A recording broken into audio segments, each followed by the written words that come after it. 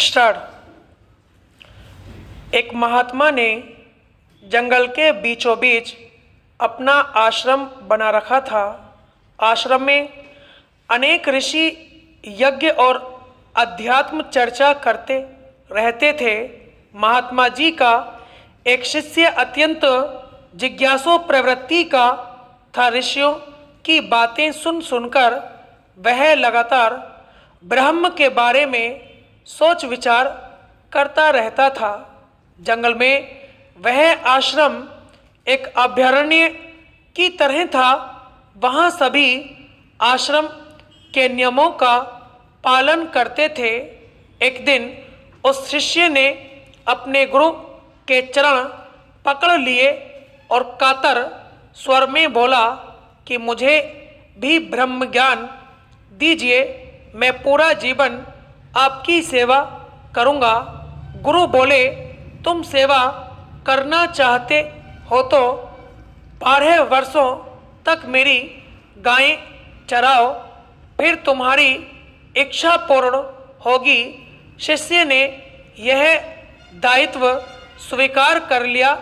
12 वर्षों तक पूरी तन्मयता से वह गायों की सेवा करता रहा।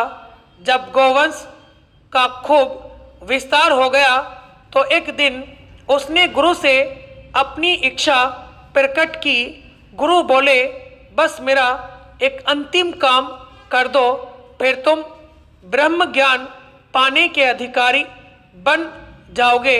मेरी एक संदूकची अपने सिर पर रख लो और नदी के उस पार मेरे मित्र के पास इसे सकुशल पहुंचा दो। शिष्य गदगद भाव से संदूकची लेकर चला। मार्ग लंबा था, धूप भी कड़ी थी।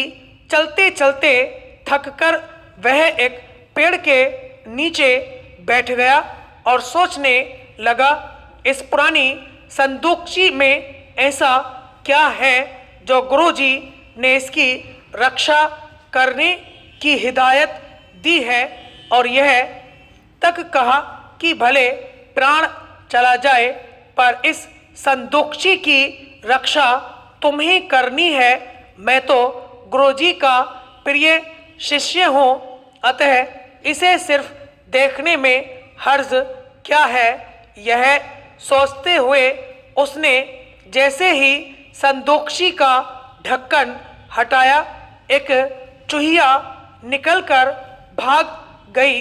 वह उसे पकड़ने के लिए दौड़ता फिरा पर चूहिया पकड़ में कहाँ आती। वह रोता बिलखता गुरु के पास लौटा। गुरु बोले, जब तुम एक छोटी सी चूहिया को न संभाल सके तो ब्रह्म ज्ञान के तेज को कैसे संभाल सकोगे। इसलिए पहले इसके सुपात्र बनने का अभ्यास करो। तुम्हें आत्म संयम की बड़ी आवश्यकता है।